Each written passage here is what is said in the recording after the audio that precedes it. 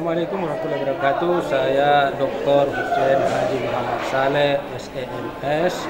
Mengucapkan terima kasih kepada seluruh tim penguji dan seluruh masyarakat yang telah menyaksikan atas selesainya promosi kami sebagai doktor dengan judul disertasi kami adalah model supply chain pengembangan industri rotan di kawasan ekonomi khusus Kota Palu, Sulawesi Tengah. Adalah insya Allah mudah-mudahan ilmu yang saya peroleh ini adalah saya bisa manfaatkan lebih banyak lagi untuk kepentingan nusa, bangsa, dan negara.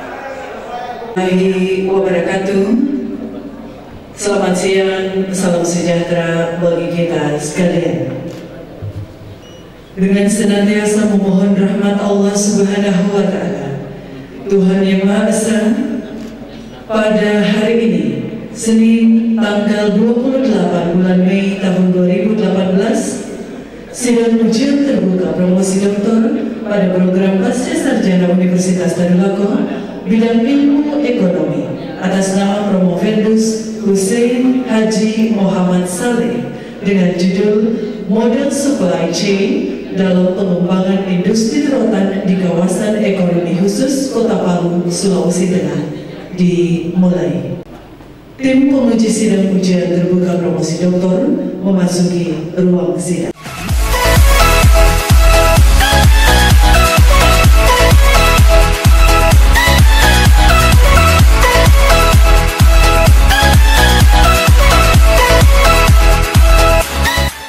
Promovendus disilakan memasuki ruang sidang dan menempati tempat yang telah ditentukan.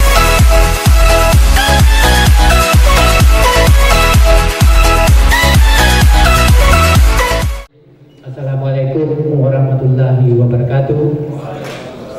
Selamat siang, salam sejahtera bagi kita sekalian. Bapak tim penguji, siang ini yang saya hormati khususnya pada Bapak Profesor Dr. Rahman Qadir.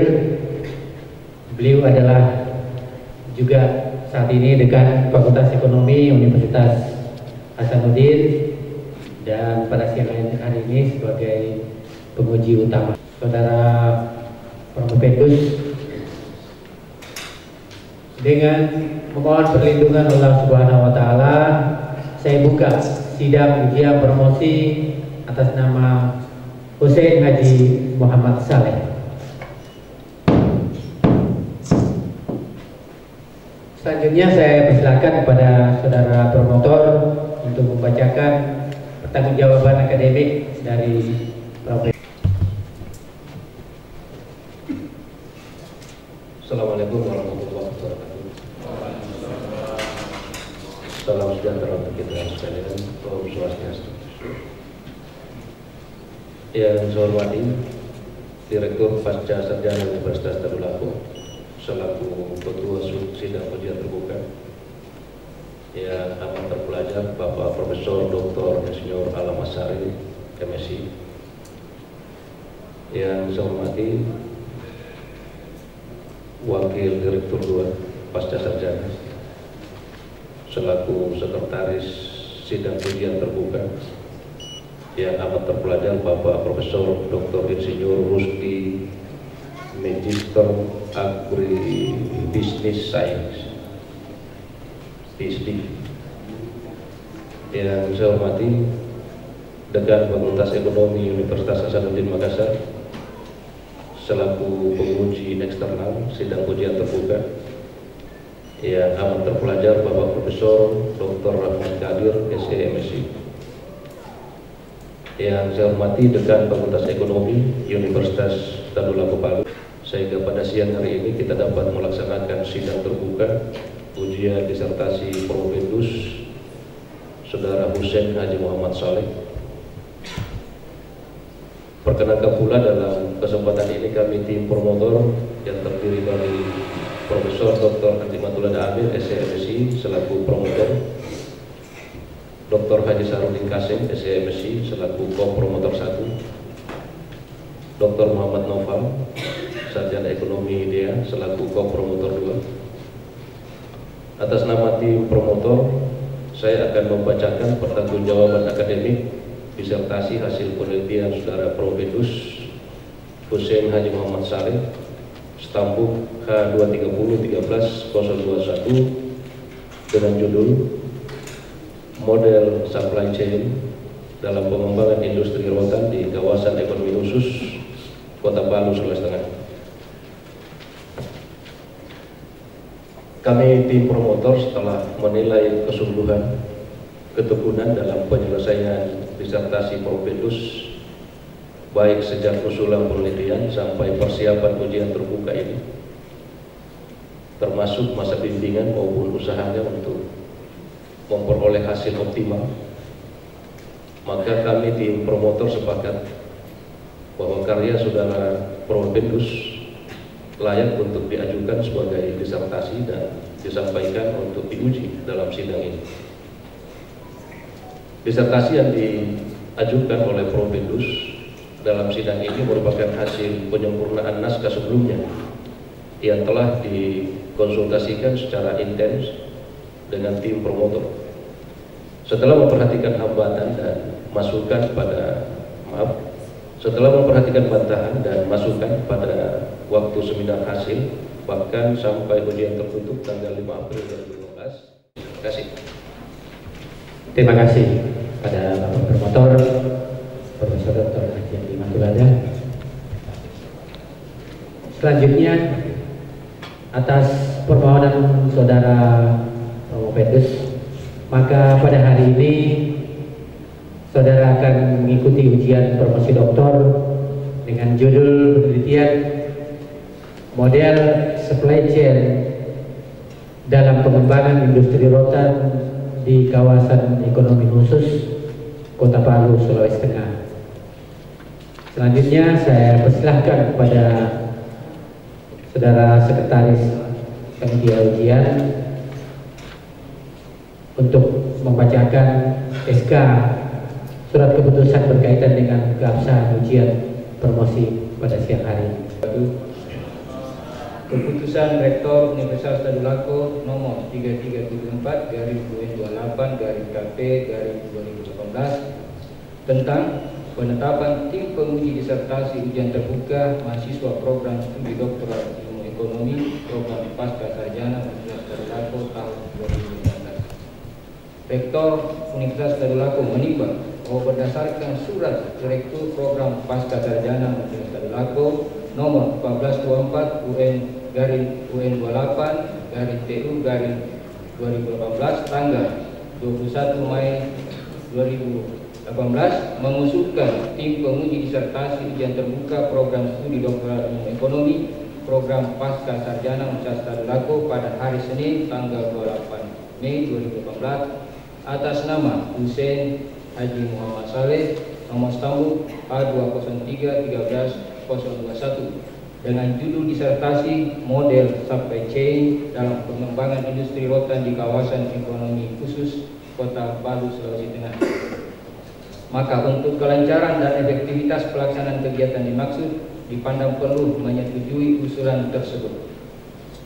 Bahwa berdasarkan pertimbangan sebagaimana dimaksud dalam huruf A di atas, perlu penetapan keputusan Rektor Universitas Tadulako tentang penetapan tim penguji disertasi ujian terbuka mahasiswa program studi doktoral ilmu ekonomi program pasca sarjana Universitas Tadulako tahun 2018. Mengingat dan seterusnya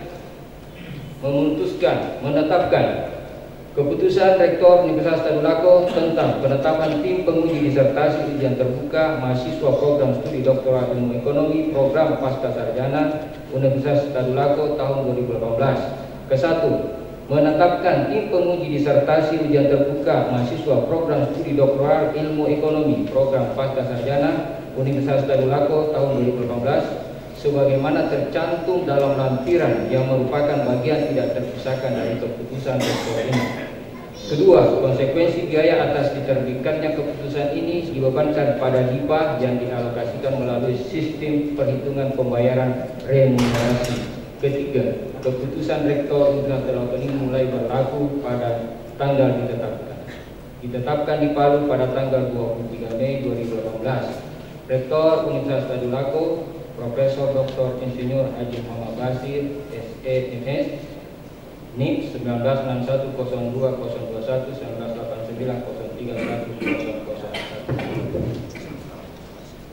Lampiran Rektor Universitas Tadulako nomor 3374-228-KP-2018 tanggal 23 Mei 2018. Penetapan tim penguji disertasi ujian terbuka mahasiswa program studi doktoral ilmu ekonomi program pasca sarjana Universitas Tadulako tahun 2018. 1. Profesor Dr. Insinyur Alaman Syarif, MSc sebagai Ketua Merangkap Penguji. 2. Profesor Insinyur Master of Agriculture Science, PhD, Sekretaris sebagai penguji. Ketiga, Profesor Dr. Rahman Kadir, ST, MSc sebagai penguji. 4. Dr. Harifudin Tahir, ST, MP sebagai penguji. 5. Dr. Sulaiman Mir, ST, MSc sebagai penguji. 6. Profesor Dr. Haji Adi Tanda Telu, MS sebagai penguji. 7. Profesor Dr. Samsul Bari, ST, MSc sebagai penguji. 8. Profesor Dr. Haji Andi Matulada Amir, ST, MSc sebagai penguji. 9. Dr. Haji Sarudin Kaseng, ST, MSc sebagai penguji. 10. Dr. Muhammad Nova, SEDA sebagai penguji. Ditetapkan di Palu Rektor Universitas Tadulako Profesor Dr. Insinyur Haji Muhammad Basir. Terima kasih Bapak Profesor PhD. Selanjutnya saya persilahkan kepada Saudara Pendus untuk memaparkan ringkasan hasil penelitian disertasi, dan untuk ini saya beri kesempatan paling lama 10 menit. Warahmatullahi wabarakatuh. Sahur mubarak. Sahur Ramadan alladzi unzila fihi al-Qur'an hudan lin-nas wa bayyinatin minal huda wal furqan. Asyhadu an la ilaha illallah wahdahu la syarika lahu wa asyhadu anna Muhammadan abduhu wa rasuluh.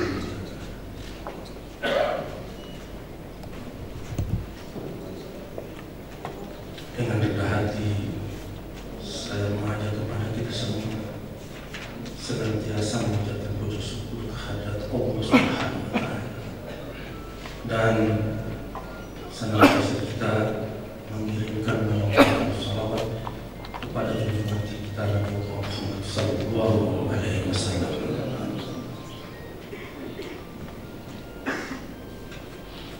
Yang kami hormati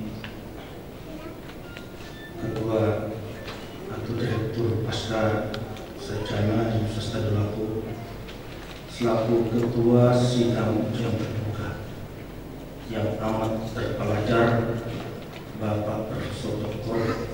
Insinyur Alaman Syarif, MSc. Yang kami hormati Wakil Direktur Bidang Umum dan Keuangan Pasca Sarjana Universitas Tadulako selaku Sekretaris Bidang Sidang Ujian Terbuka yang amat terpelajar, Bapak Profesor Dr. Insinyur Rusdi Mr. Business Science, BSc. Yang kami hormati Dekan Fakultas Ekonomi Universitas Hasanuddin Makassar selaku penguji eksternal sidang ujian terbuka ini yang amat terpelajar, Bapak Profesor Dr. Rahman Kadir, SD, MSc. Yang kami hormati, yang terpelajar, Dr. Sulaiman Mir, Sarjana Ekonomi dan Master Science, selaku penguji anggota sidang ujian terbuka. Yang kami hormati, yang amat terpelajar, Bapak Profesor Dr. Haji Tanda Telu, Magister Science, selaku penguji anggota dan sidang ujian terbuka.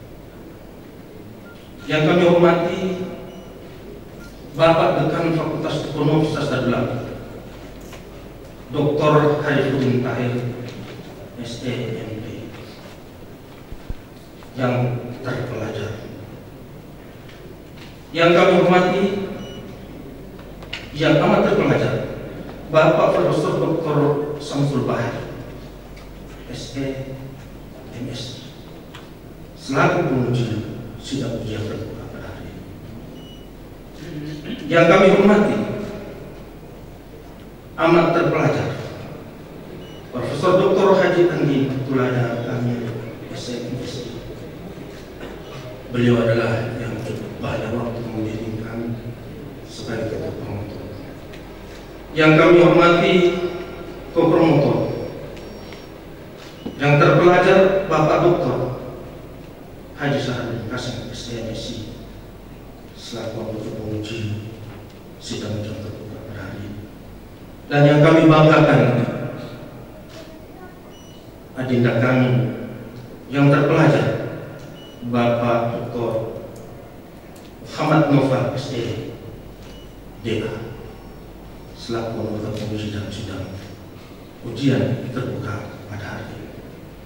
Dan tak lupa yang kami hormati para undangan dan hadirin yang sama berbahagia. Bapak Ibu yang saya hormati, izinkan saya menyampaikan ringkasan disertasi kami sebagai bukti tanda untuk mempertanggungjawabkan secara akademik apa yang kami lakukan selama ini. Dengan judul Model Supply Chain dalam pengembangan industri rotan di kawasan ekonomi khusus Kota Palu, Sulawesi Tengah. Sebagai pengantar secara singkat bahwa saya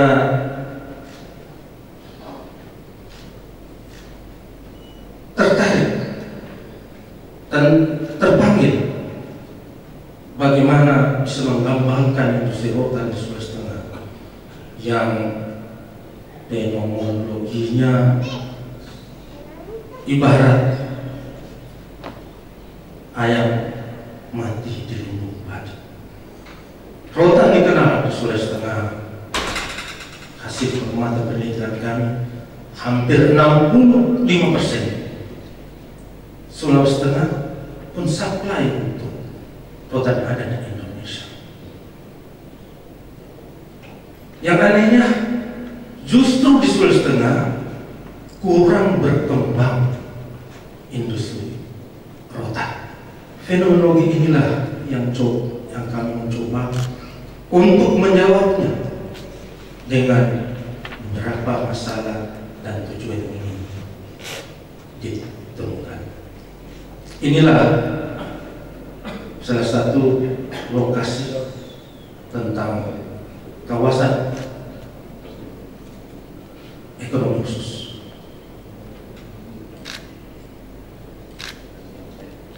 Kemudian yang sangat kami fokuskan di situ adalah di kawasan ekonomi khusus. Banyak orang bertanya dan banyak orang menduga-duga apakah ada industri rotan di sana. Ternyata hasil pengamatan kami, di sana ada pusat inovasi rotan nasional yang dipimpin langsung oleh Profesor Dr. Haji Andi Tulada. Dan juga ada pusat pengembangan industri terpadu rotan Sulawesi Tengah. Itu menjawab bahwa di wilayah kawasan ekonomi khusus ada industri rotan.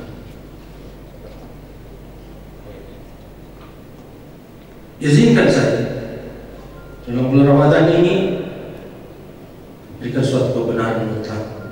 Bismillahirrahmanirrahim. Alhamdulillahirabbil alamin. Minal mutarin. Kebenaran itu dari Allah.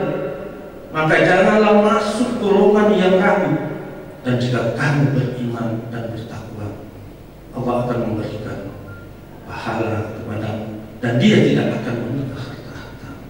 Al-Baqarah 100. Kemudian kami juga mengutip salah satu itu membuka, saya mencoba bahwa ini adalah suatu kata model di dalam Al-Quran, yaitu sesungguhnya kehidupan dunia adalah permainan dan seluruh.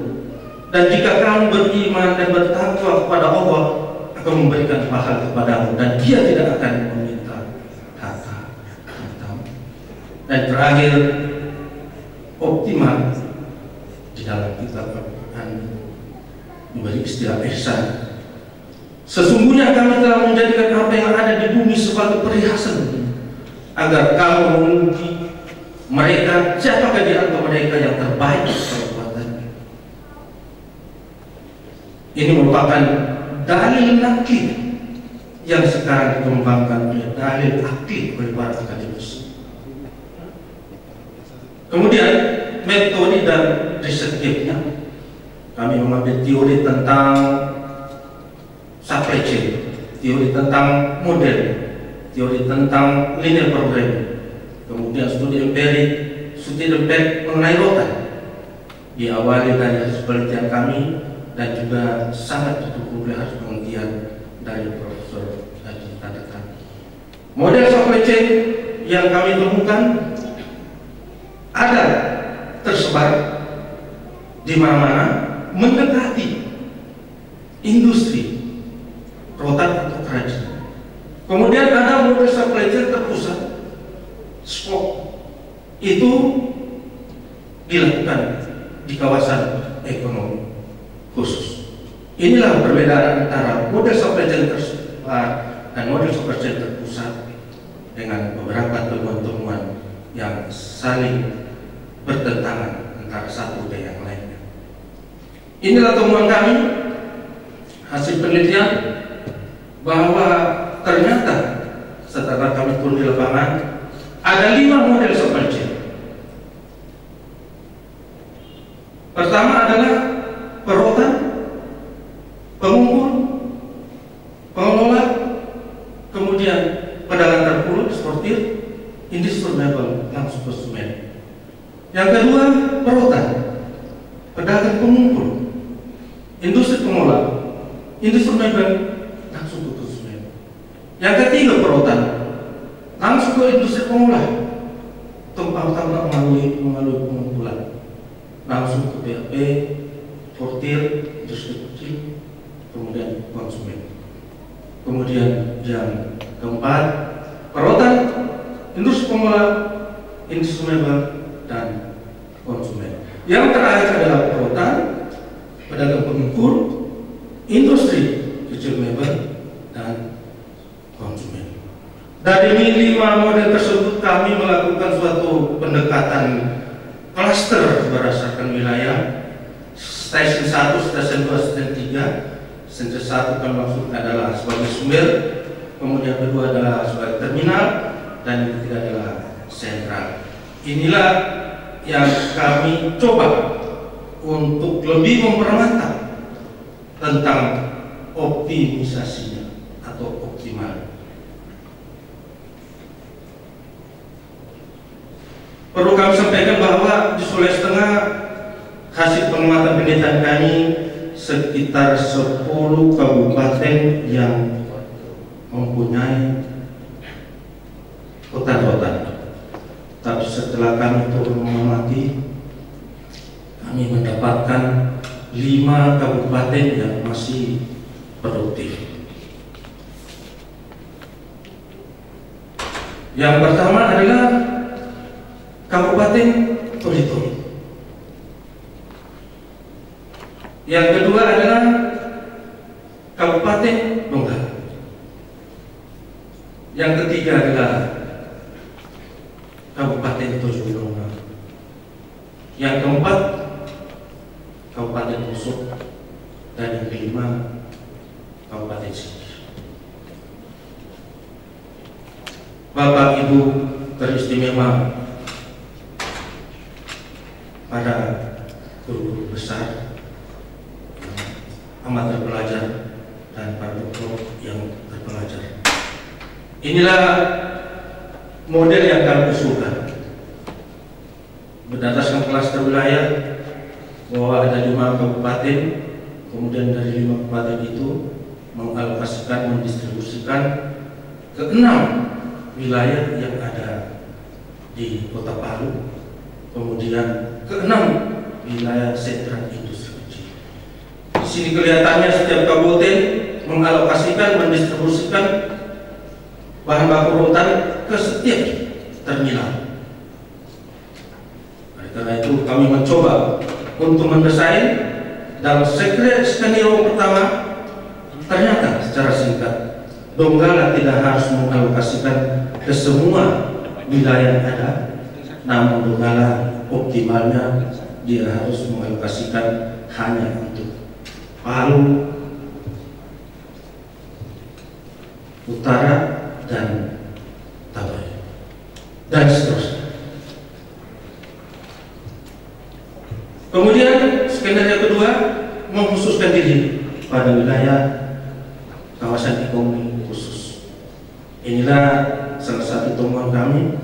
Maka dalam supply chain ini adalah terpusat di dalam kawasan ekonomi khusus. Kalau yang pertama adalah terpencar di mana-mana mendekati industri mebel dan kerajinan rotan. Sebagai kesimpulan, pertama, supply chain rotan Sulawesi Tengah pada umumnya dilakukan oleh perotan, pengumpul, industri pengolah rotan, pedagang antar pulau, eksportir, industri mebel, dan industri air. Model supply chain digunakan untuk mendapatkan model supply optimal adalah dengan rute terpendek supply chain, yaitu rotan juga sebagai pedagang pengumpul menjual langsung pengolahan rotan setengah jadi ke pabrik dan selanjutnya ke industri jadi mebel dan kerajinan. Kesimpulan pertama adalah rute terpendek itu pun didukung oleh Kotler, salah satu pakar marketing, dan juga didukung oleh ahli supply chain, bahwa di mana titik yang terpendek istilah ditemukan. Kesimpulan kedua adalah optimisasi model supply chain untuk industri rotan di Sulawesi Tengah dikembangkan dalam 2 skenario. Pertama, mendirikan terminal bahan baku rotan mendekati industri mebel dan kerajinan rotan tersebar di wilayah Palu.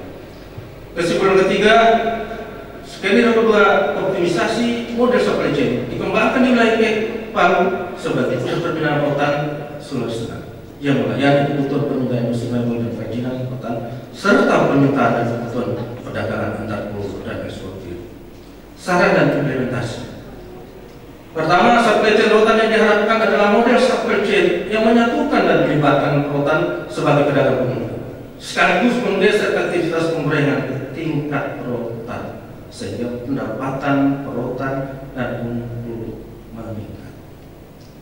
Implementasinya, perotan dan pedagang pengumpul melalui pemahaman memberikan nilai tambah bahan baku rotan setengah jadi di lokasi tempat pemberengan.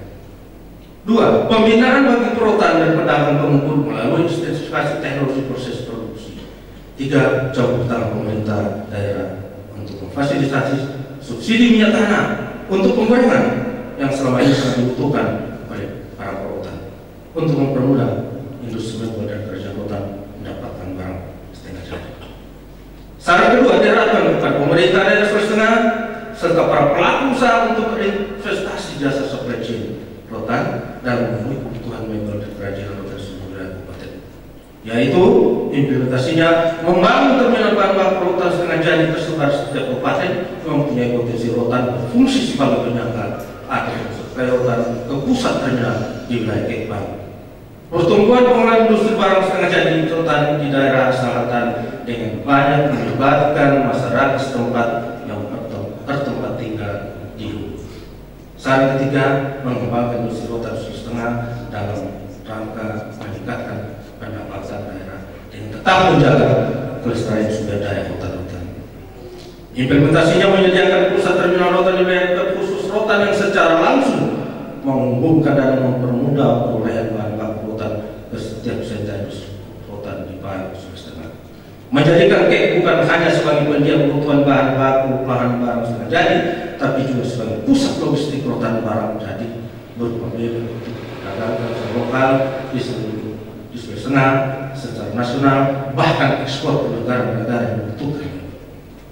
Hendaknya mengambil kebijakan memfasilitasi kemudahan infrastruktur transportasi serta meninjau kembali regulasi perdagangan rotan dan membuat peraturan daerah beda tentang penggunaan mebel rotan di kantor, di sekolah-sekolah, di hotel, dan kebutuhan sarana pariwisata. Terakhir adalah diperlukan penelitian lebih lanjut tentang pengembangan model ini dengan memadukan atau diintegrasikan jaringan supply chain rotan secara umum di Indonesia. Demikian yang kami bisa sampaikan. Mudah-mudahan memberi manfaat dan ada hal-hal yang perlu kami dapatkan dari tim penguji. Demikian saya akhiri. Wassalamualaikum warahmatullahi wabarakatuh. 18 menit 36 detik. Terima kasih. Selanjutnya sesi tanya jawab, dan untuk yang pertama saya persilahkan pada Bapak Profesor Dr. Rahman Kadir, SE, MSc, untuk menyampaikan sanggahan atau sekaligus menguliti disertasi dari saudara Prof. ini. Waktu saya tidak batasi, silakan Prof untuk memberikan sanggahan-sanggahan itu. Saya silakan pada Profesor Dr. Rahman Kadir. Assalamualaikum warahmatullahi wabarakatuh. Sebelum saya menyampaikan beberapa sanggahan saya terhadap temuan disertasi saudara Prof. Idrus, saya ucapkan terima kasih kepada Pasca Sarjana Universitas Tadulako yang memberi kesempatan kepada saya untuk menjadi penguji eksternal. Ini yang kedua kalinya sebenarnya, tapi yang pertama saya tidak jadi, yang kedua alhamdulillah walaupun bulan Ramadan. Mudah-mudahan berkah Ramadan kita semua oleh Bapak penguji, promotor dan co-promotor, saudara Prof. Idrus, selamat. Hari ini Anda sudah sampai pada tingkat akhir untuk ujian, di mana Anda dipromosikan pada hari ini. Oleh karena itu saya mohon izin kepada pimpinan sidang, ada sedikit dialog yang saya ingin sampaikan ke Prof. Idrus. Saya ingin mengetahui pemahaman dasar tentang supply chain management ini. Saudara Prof. Idrus, ketika Anda menulis disertasi ini, saya ingin tanya, apakah saudara menggunakan pendekatan upstream atau downstream supply chain model? Terima kasih, Prof. Langsung dijawab saja. Apakah Anda menggunakan salah satunya, atau Anda menggunakan kombinasi dari keduanya? Upstream maupun upstream, hilir maupun upstream, downstream, ya. Sekaligus menggunakan full supply chain dan push supply chain model. Yang satu produknya spesifik, yang satu sifatnya massal. Karena ini kan rotan ya, kerajinan. Baik, saya sampai pada satu titik di mana saya ingin bertanya kepada saudara, filosofi yang paling mendasar dari supply chain itu apa sebenarnya? Kalau Anda sudah sebutkan upstream, downstream, pull dan push, yang paling mendasar dari supply chain itu sehingga dia menjadi bagian penting dari sebuah proses produksi sehingga sampai pada titik yang kita sebut dengan pull maupun push. Silakan Anda jawab. Manajemen yang hakiki adalah pertama adanya aliran material dari hulu ke hilir. Yang kedua, adanya aliran dana dari hilir ke hulu, atau sebaliknya dari hulu ke hilir. Kemudian hakikat yang ketiga adalah adanya alur informasi dari hilir ke hulu. Itu adalah bukan filosofi dari supply chain. Berarti koordinasi Pak ya? Koordinasi. Salah satu fungsi manajemen kan adalah koordinasi. Manajemen ini sangat dikenal ketika Michael Porter di tahun 95 mengatakan bahwa kalau Anda ingin unggul, memiliki keunggulan kompetitif advantage, adalah memberikan nilai tambah pada produk yang dihasilkan. Yang kita kenal dengan istilah IO model, Industrial Organization Model, yang sangat tergantung dengan faktor eksternal, ya, ekonomi makro terutama. Di tahun 2001, konsep ini dibantah oleh Heath Ireland Hodgkinson. Dia katakan IO model itu tidak cocok. Kalau kita ingin unggul, yang kita sebut dengan Sustainability Competitive Advantage, SCA, bukan hanya competitive advantage, tapi sustainability, artinya secara terus-menerus. Lalu konsep supply chain management ini berkembang karena adanya sustainability competitive advantage. Pertanyaan saya begini, Pak. Sebelum saya bertanya, saya sampaikan dulu kenapa SCA ini. Karena menurut Heath Ireland Hodgkinson, kalau kita ingin sustainability competitive advantage, kita harus menciptakan produk yang costly to imitate, terlalu mahal untuk ditiru. Yang kedua, langka, rare. Yang ketiga adalah apa yang kita sebut dengan valuable, bernilai. Berarti ini kan cocok dengan penelitiannya Bapak. Mahal untuk ditiru, langka, dan bernilai. Saya ingin tanya kepada saudara, Anda menemukan model yang saya tadi malam sempat bingung, Musuro. Saya cari di internet, model Musuro sama sekali tidak ada. Apa definisinya? Tidak ada. Lalu saya temukan model-model perikanan, perkebunan untuk supply chain management. Tapi untuk industri tanaman keras seperti rotan, itu memang belum ada modelnya. Saya ingin tanya kepada saudara, bagaimana model keunggulan bersaing berdasarkan premis sustainability competitive advantage, ya, premisnya itu, sehingga model Musuro ini bisa berjalan. Jangan-jangan model Musuro ini, kalau saya buka disertasi Anda ini, lebih banyak berbicara tentang linear programming, optimalisasi. Dimana kalau optimalisasi yang paling sederhana itu mahasiswa D3 menjawab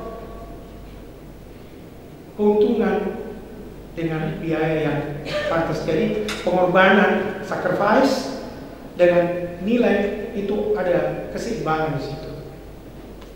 Silakan Anda menjawab hubungan antara sustainability competitive advantage dengan model Musuro yang Anda klarifikasi apa yang ditanyakan Prof.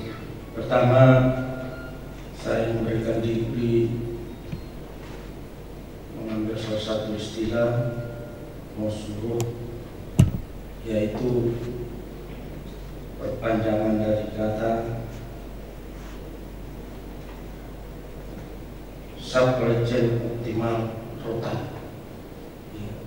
Jadi salah satu manajemen optimalisasi supply chain rotan.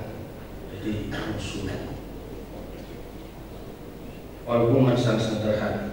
Kemudian dihubungkan dengan salah satu pakar kompetitif strategi dari Porter dan dilibatkan dalam 3 hal tadi, bahwa model optimalisasi supply chain rotan ini akan sustainable apabila seluruh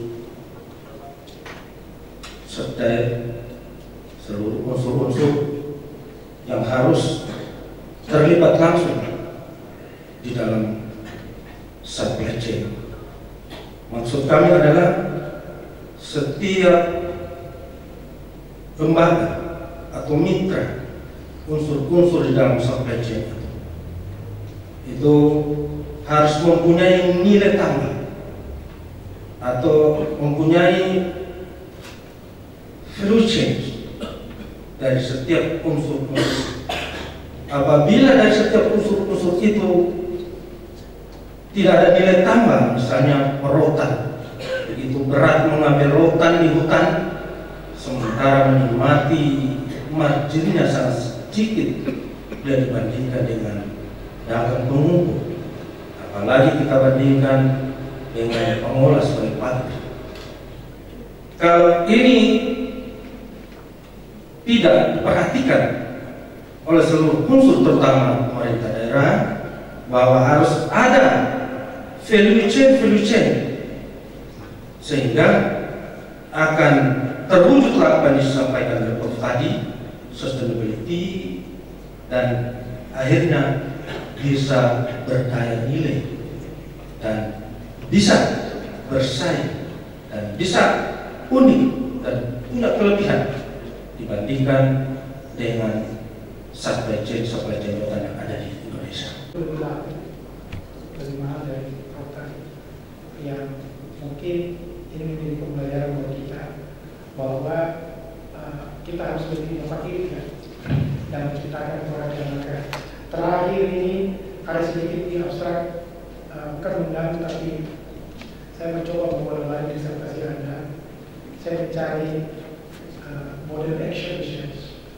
Barangkali bukan yang mohon ini bukan model action research, tapi kelihatannya case study. Karena model action research itu ada yang kita sebut dengan siklus 1 sampai siklus 4 biasanya. Kalau tuntas penelitian, dan itu lebih mengarah ke kualitatif ya. Dari interview dan bahkan apa sih eksperimen kalau action research.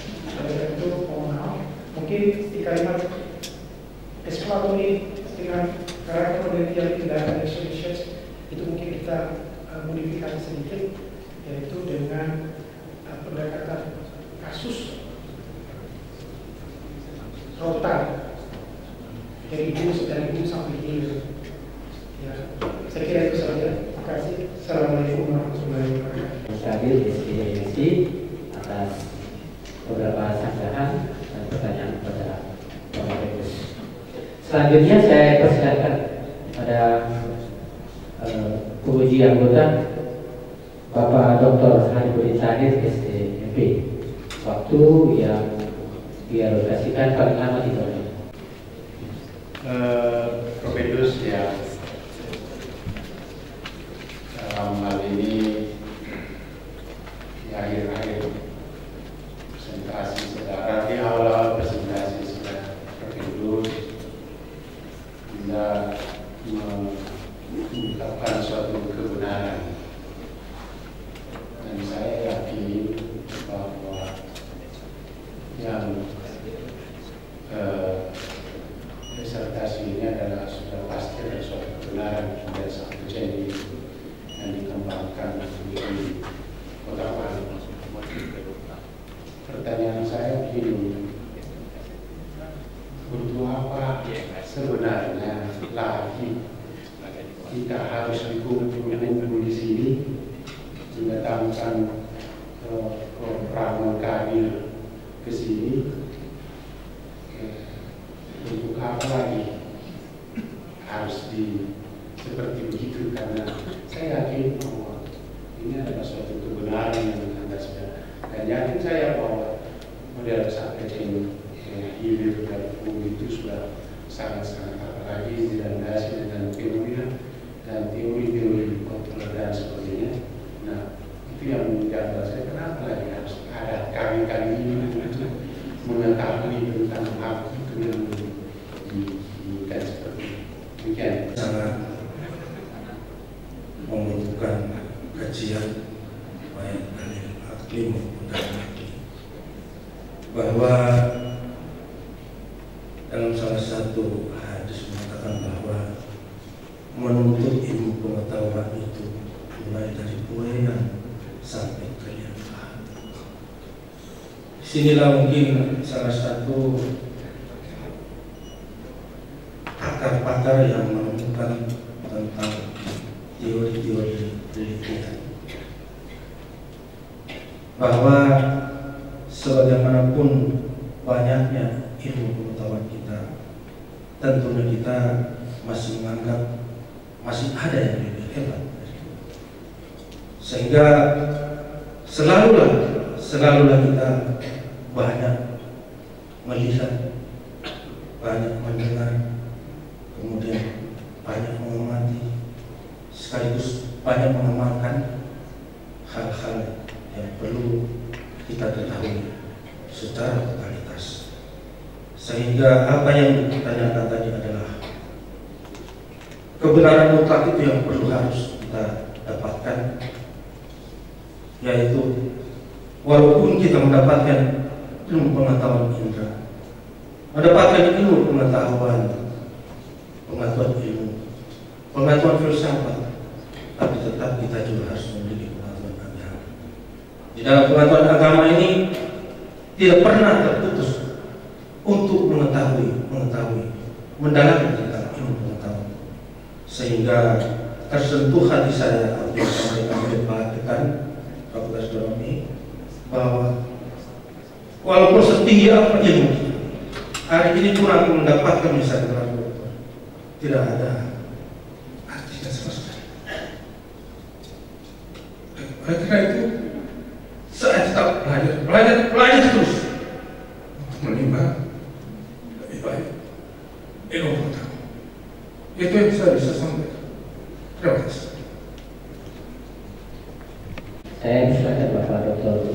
Sulaiman Bir, SSC. Insya Allah hari ini bukan tempat saya untuk membalas dendam, tetapi hanya saya ingin memberikan 2 pertanyaan karena waktu yang diberikan adalah 3 menit, jadi lewat 1 menit balas dendam. Tak usah dipikirkan Pak. Pertama, saya ingin Saudara Propendus menjelaskan kepada saya, yang meyakinkan sekarang kepada saya tentang model yang ketiga yang Propendus anggap sebagai model yang optimal. Yang kedua, dengan menemukan model yang ketiga itu yang optimal, apa dampak bagi masyarakat petani rotan? Aksiologi dari penelitian kami itu yang sangat didambakan oleh kita semua. Istimewa untuk saya. Manfaatnya secara pragmatis bahwa model ketiga keberadaannya insya Allah akan berada di kawasan ekonomi khusus. Saya sudah turun ke sana dan melihat seperti apa kek itu. Ternyata kek itu ada 3 pabrik besar di sana dan akan masuk melalui salah satu pabrik kerjasama dengan Korea, yaitu industri ikan, dan kerjasama pula dengan Cina, yaitu industri rotan. Ternyata di sana ada industri aspal yang modern, bisa menyaingi aspal yang itu. Dan di sana juga ada industri pinus yang bisa digunakan berbagai macam produk pelayanan. Dan di sana juga ada industri rotan, salah satu pusat inovasi rotan. Maksudnya adalah apabila kek ini dijadikan pusat terminal di rotan di Sulawesi Tengah, tentunya berbeda dengan industri rotan yang dikelola oleh swasta. Sudah pasti adalah kek ini adalah merupakan program pemerintah sehingga banyak fasilitas-fasilitas diberikan pada industri rotan. Salah satunya adalah mengurus izin apapun terpusat. Saya sekretaris kami tidak perlu lagi ke dinas-dinas lain, tidak perlu lagi ke imigran. Hanya 3 jam izin investor untuk masuk ke kek bisa diselesaikan. Akhirnya apa yang diharapkan dari pertanyaan Bapak tadi adalah bahwa besar manfaatnya apabila skenario ketiga ini diperhatikan oleh pengambil kebijakan, sehingga perotan bersama-sama bekerja sama dengan pengumpul pedagang. Mereka mungkin diberikan fasilitas, bukan saja mereka mendistribusikan bahan baku, tapi bisa saja mereka mendistribusikan barang setengah jadi. Dengan difasilitasi misalnya BBM minyak tanah, selama ini belum pernah terjadi. Nah, mudah-mudahan ada dari unsur pemerintah daerah supaya bisa memperhatikan bahwa para perokok sangat mengharapkan bahwa mereka itu bisa meningkatkan pendapatan. Kemudian yang kedua adalah bisa menjadi pusat industri rotan, bekerja sama dan tidak mematikan industri-industri rotan yang ada di Kota Palu, ada 8 seperti kami, dan mereka merasa terancam dengan keberadaan Maksud kami adalah dengan keberadaan lebih diprioritaskan kepentingan industri rotannya ketimbang mereka. Oleh karena itu, ini bisa menjadi suatu media bahwa pelaku-pelaku industri rotan yang ada di Kota Palu bisa menjadi mitra dari kawasan ekonomi khusus. Kemudian yang terakhir adalah manfaatnya dalam bentuk industri kecil dan rotan. Apabila skenario ketiga ini ada, insya Allah kepentingan untuk kebutuhan bahan baku barang jadi untuk industri rotan, hasil penelitian kami di beberapa industri kecil di Ujuna, mereka mengeluh rotan banyak. Begitu kami minta, bukan diminta percuma, kami bayar, kami beli, tapi tidak disiapkan oleh industri rotan yang dikelola oleh swasta. Kalau penanya menjawab bertanya setengah menit, alokasi waktu Anda 2,5 menit. Ya, jadi jawabannya singkat padat. Berikutnya saya silakan kepada Bapak Profesor Dr. Haji Andita Tatalu, MS. Saya langsung saja karena waktunya sangat singkat. Sesungguhnya ini sangat menarik buat saya. Pertanyaan pertama, tadi sudah disinggung bahwa harus ada dampak pengaruh, tapi saya belum melihat dari sisi finansial. Ketika model ini diterapkan, tentu akan menekan cost dan meningkatkan pendapatan pada setiap titik simpul dari 4 titik tadi. Ini juga sebenarnya sama persis dengan apa yang saya lakukan lalu dan saya sarankan. Saya hanya tidak menggunakan istilah subjek, tapi alur perdagangan rotan. Jadi antara rotan dengan pengumpul itu jadi satu. Baik, tolong diberikan satu ilustrasi dengan temuan Bapak. Sekiranya ini dioptimalkan di tingkat petani, temuan saya dulu hanya marginnya 2,74%. Apakah ini bisa meningkatkan pendapatan petani dengan model seperti itu? Itu yang pertama. Yang kedua, Permendak 35 sebagai salah satu roda dari disertasi bahwa rotan setengah jadi, rotan asal tidak bisa diekspor. Tetapi sekarang Permendak 35 sudah dicabut. Sisa satu pasal di Permendak 44 tahun 2014. Beberapa komoditi termasuk rotan yang belum diizinkan untuk diekspor, yaitu rotan. Sekiranya ini nanti dicabut, Permendak 44 pasal itu, dan itu menjadi tuntutan dari April untuk dicabut sehingga terbuka lagi ekspor rotan setengah jadi dan rotan asalan. Nah, jika ini terjadi, maka optimalisasi tadi kemudian bisa terganggu. Mohon penjelasan dari Profesor supaya ini tidak menjadi masalah bagi pengrajin ketika rotan-rotan semua diekspor, rotan setengah jadi, sehingga pengrajin akan kekurangan bahan baku. Maka model ini kemudian menjadi tidak optimal. Hasil penelitian kami dari beberapa kabupaten, beberapa kecamatan desa, Perhutani menjual rotannya per kilo hanya 2.000. Begitu susahnya mengambil rotan di hutan.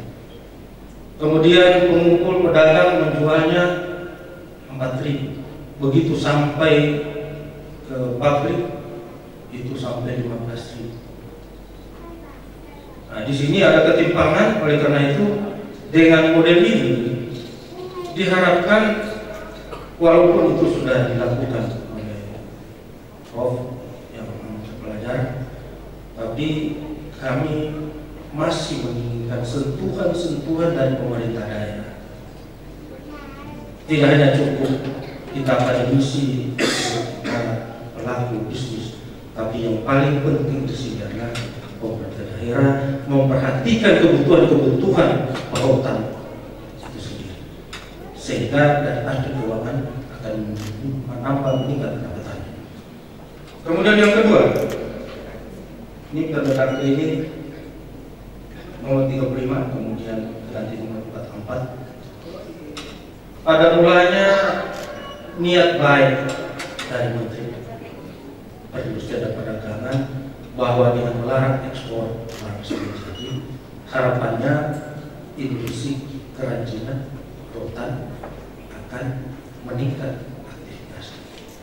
Ternyata hasil pengamatan kami, baik yang ada di Cirebon maupun ada di Surabaya, ada di beberapa tempat, justru industri kecil tidak berkembang. Dengan adanya itu maka ada upaya pemerintah akan mencari. Ini nomor 44 2014. Nah, ini akan dilihat lagi dampaknya seperti apa. Tapi menurut kami sebagai peneliti bahwa apabila aturan ini dicabut, saya secara pribadi optimis bahwa industri, khusus industri kecil rotan akan mendapatkan.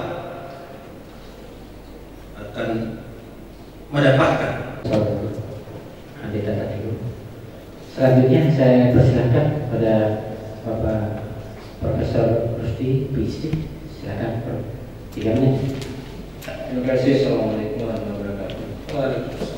Saya langsung saja karena waktu. Jadi pada bagian akhir disertasinya Profesor ada saran pertama. Jadi sebenarnya ini masih berkaitan dari penanya dua sebelumnya. Yang saya ingin tanyakan, kalau misalnya saran yang pertama ini diterima dan dilakukan, apakah dampak yang akan timbul dari sisi pemerintah, dari sisi aktor rotan, dan yang terakhir adalah industri? Ini saran pertama, ini sangat berhubungan dengan regulasi. Kalau tidak ditopang oleh regulasi, benar sekali apa dikatakan oleh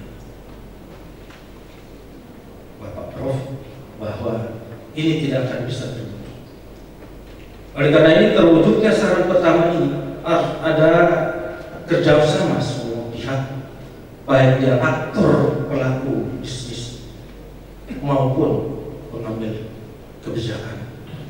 Terutama sekali adalah mendapatkan, menginginkan adanya partisipasi para investor, baik pelaku bisnis maupun pemerintah itu sendiri. Oleh karena itu saran pertama ini sangat-sangat diharapkan adanya kemitraan dari segala pihak. Terima kasih. SDMC sama 3 menit. Saya selamat atas sampai pada tahap akhir dari proses pembelajaran. Satu hal yang saya ingin dengar saja dari saudara Profesor, ada fenomena yang menarik sesungguhnya terkait dengan rotan ini. Rotan ini di Sulawesi Tengah dikenal banyak, bahan baku atau rotan asalnya itu banyak di Sulawesi Tengah. Dari sisi, tapi di sisi lain industri industri kerajinan rotan kita tidak begitu berkembang. Bahkan ini kalau salah kita bandingkan dengan Cirebon yang begitu besar. Padahal kalau saya ke Cirebon, kalau ditanya orang Cirebon, rotan dari mana? Dari Sulawesi Tengah. Ini ada fenomena yang menarik. Kenapa industri rotan kita tidak bisa berkembang? Padahal rotannya lebih banyak sedikit. Saya kira demikian. Terjadi itu adalah hasil penelitian sekarang tahun 2012 dan 2013 dari beberapa industri rotan pengolah pabrik-pabrik. Mereka lebih suka menjual barang setengah jadinya ke Jawa, malah ekspor, mengabaikan industri kecil yang ada di Sulawesi Tengah, khususnya Kota Palu. Itu yang pertama. Yang kedua, industri kecil mebel dan mebel rotan dan kerajinan karet ini harus ada perhatian pemerintah terhadap produk air mereka. Tidak ada suatu aturan mengatakan bahwa seluruh sekolah, seluruh kantor, seluruh yang membutuhkan mebel rotan menggunakan mebel-mebel dari bahan baku rotan. Itu tidak pernah terjadi. Sehingga apa yang disampaikan tadi itu salah satu penologi di Sulawesi Tengah, rotan banyak tuh industri kecilnya tidak berkembang. Nah, oleh karena itu supaya bisa berkembang salah satunya adalah harus ada perda mengatur bahwa seluruh hasil produksi rotan, kerajinan rotan itu harus digunakan di mana-mana. Dan insya Allah saya optimis industri rotan kecil. Amin. Ada masukan sedikit. Nanti ditambahkan saya kira dirujukan Undang-Undang 39 2009 dan PP nomor 16 tahun 2016 tentang KEK. Itu referensi utama saya kira kalau terkait dengan regulasi, sehingga nggak bisa kita abaikan. Kemudian juga peraturan pemerintah nomor 31 2014 tentang penetapan kawasan ekonomi khusus Palu.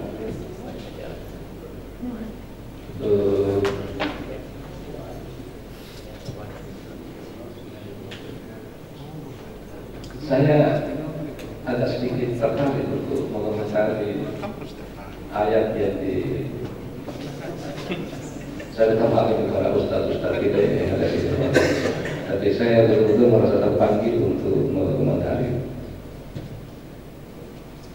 Ada satu kekhawatiran bahwa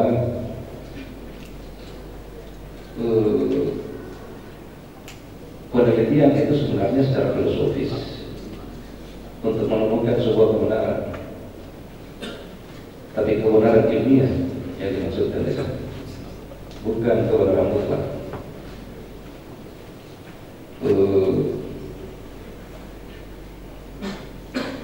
Kekhawatiran saya adalah jangan sampai kemudian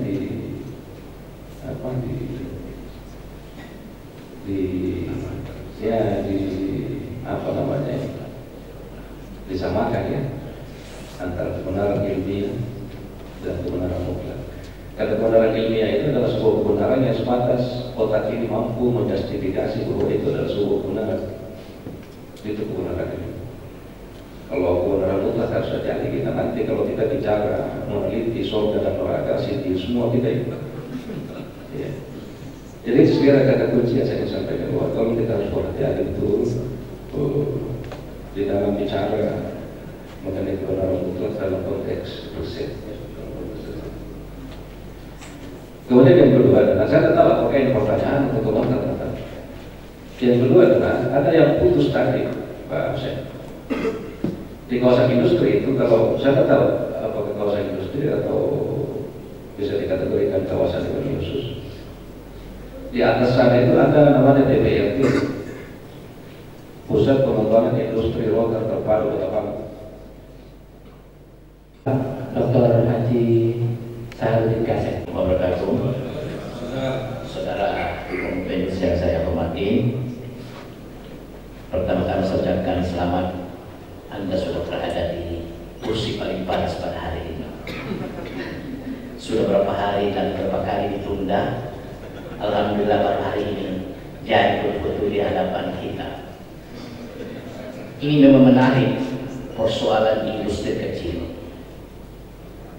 Di satu sisi, industri roda kan ada dua kepentingan di situ. Ada kepentingan industri untuk hulu dan ada kepentingan untuk industri hilir.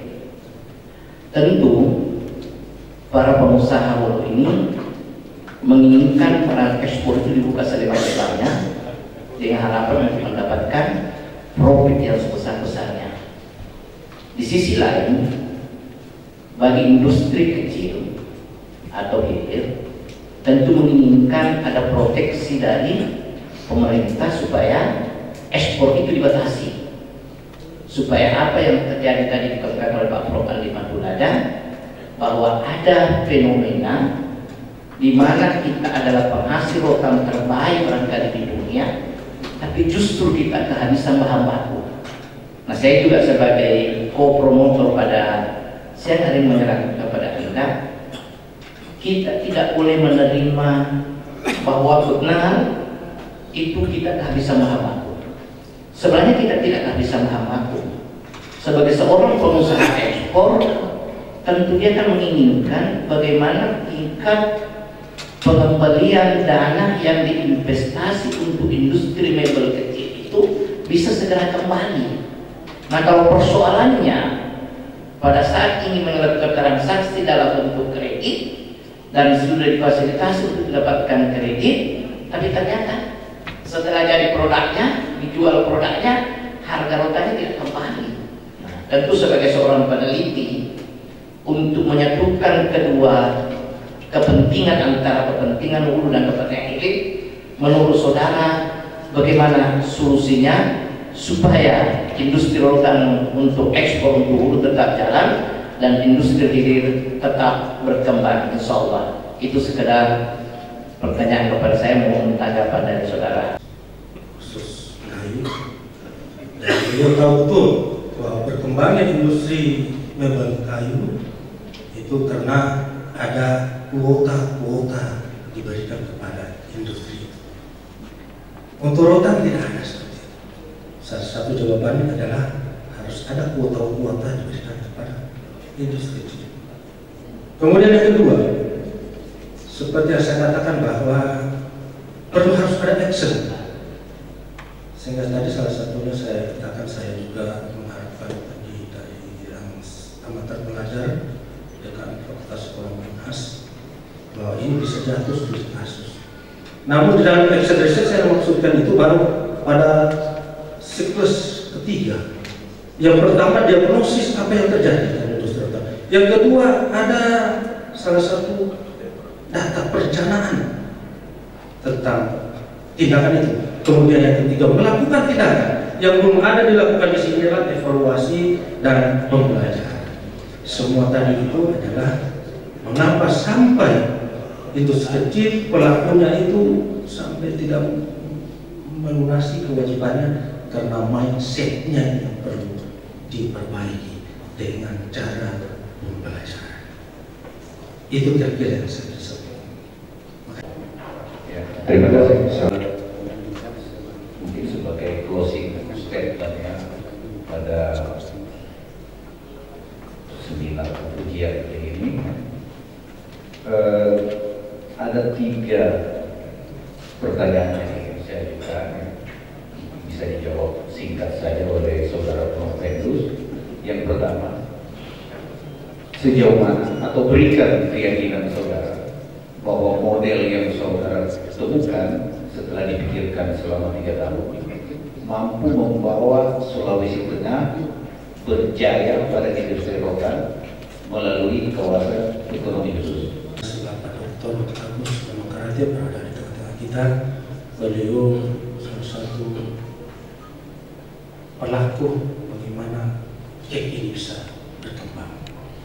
Dari 3 pertanyaan tersebut, saya hanya satu saja jawabannya, bahwa model ini bisa memberikan manfaat kuncinya adalah kemitraan. Bukan maksud saya adalah persaingan. Saya mengatakan bahwa saya orang ekonom tidak suka dengan kata komoditis, persaingan. Persaingan menyebutkan perpecahan, permusuhan.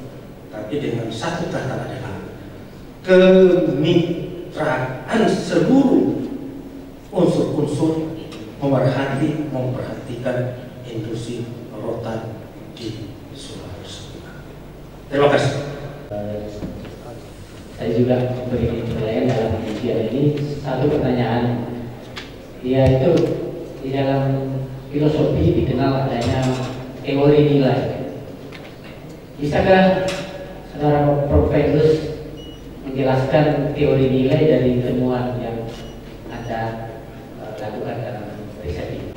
Yang dimaksudkan di sini harus ada utility. Tidak akan ada nilai sesuatu dan tidak berguna suatu teori itu kalau tidak ada utility.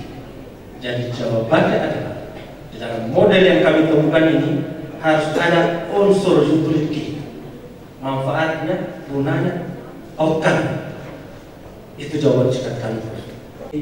Dengan selesainya semua tim penguji menjalankan tugas, maka sidang ujian saya skor untuk memberi kesempatan pada tim penilai dalam merumuskan hasil-hasilnya. Tidak saya skor.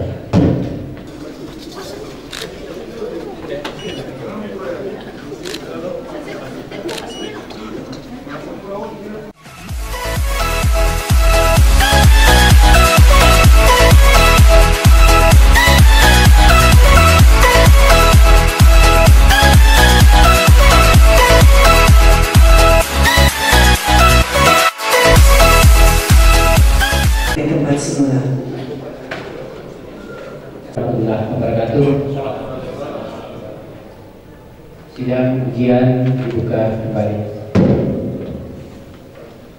Bapak Ibu tim penguji, hadirin bapak-bapak yang saya muliakan, Prof. Petrus, ini tiba saatnya tim penguji menyampaikan hasil ujian terbuka atas nama saudara Husein Haji Muhammad Saleh. Tim penguji ujian setelah melakukan rapat mengenai prestasi yang dicapai oleh kandidat, baik ujian pada hari ini maupun selama menempuh studi di pendidikan doktor, sebagai berikut. Pertama, IP rata-rata semua mata kuliah yang diujikan di luar disertasi 3,89.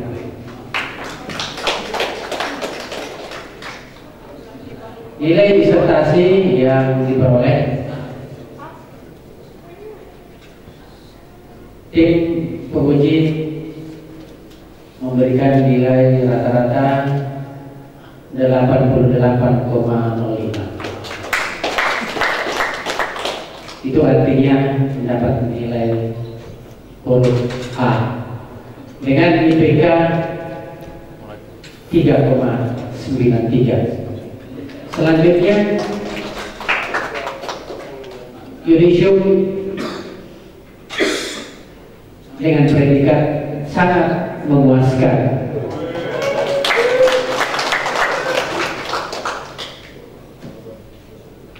Apakah saudara Prof. Petrus menerima hasil keputusan ini? Menerima. Untuk Satya Plasden kami dikasih terus berusaha kok. Saya kira diterima. Oke.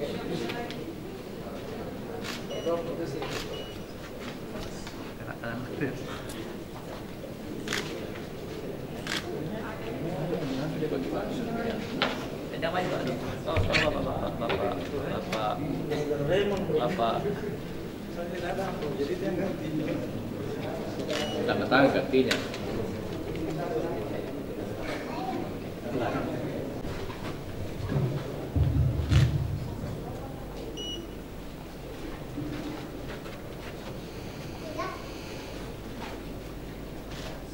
Saya, Ketua Panitia Ujian Doktoral, melantik Saudara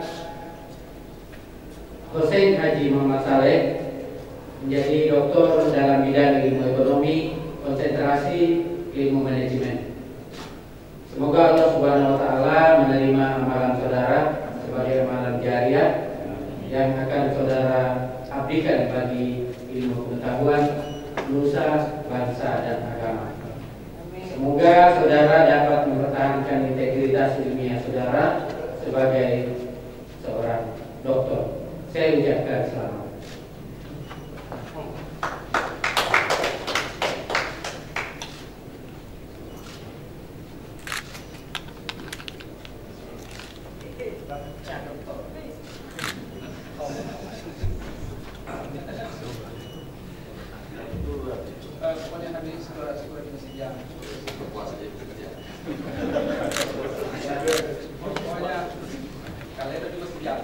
Silakan berduduk kembali, akan menyampaikan beberapa komentar atau pernyataan terima kasih kepada kita semua. Saya dipersilakan pada. Assalamualaikum warahmatullahi wabarakatuh. Berat rasanya saya akan memberikan beberapa hal. Begitu bahagianya saya pada hari ini.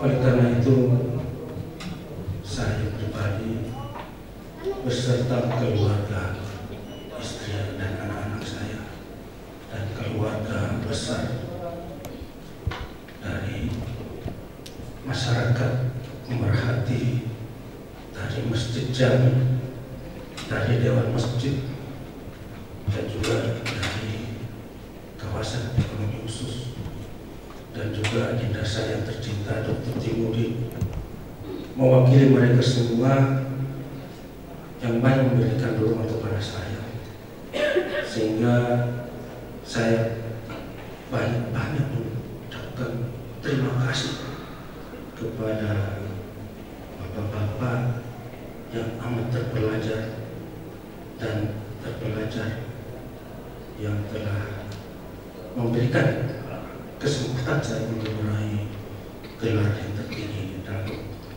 Oleh karena itu, saya secara pribadi menyampaikan terima kasih kepada pimpinan universitas dan seluruh unsur universitas dan pimpinan pasukan sarjana dan seluruh unsur pimpinan, dan teristimewa adalah para promotor dan co-promotor saya yang banyak memberikan support kepada saya. Dan terima kasih kepada para hadirin yang tanpa kehadiran Bapak Ibu saudara-saudara sekalian berkurang makna dari acara ini. Oleh karena itu, dengan lubuk hati yang dalam, saya mengucapkan banyak terima kasih. Semoga amal kebajikan Bapak Ibu diterima oleh Allah Subhanahu wa Ta'ala dan bulan Ramadan ini. Saya akhiri, wassalamualaikum warahmatullahi wabarakatuh. Berakhir seluruh rangkaian ujian profesi doktor pada siang hingga sore hari ini. Dan sekali lagi saya ucapkan selamat pada Bapak Hussein Haji Muhammad Saleh dan juga tentunya keluarga yang berhasil melalui ujian profesi doktor.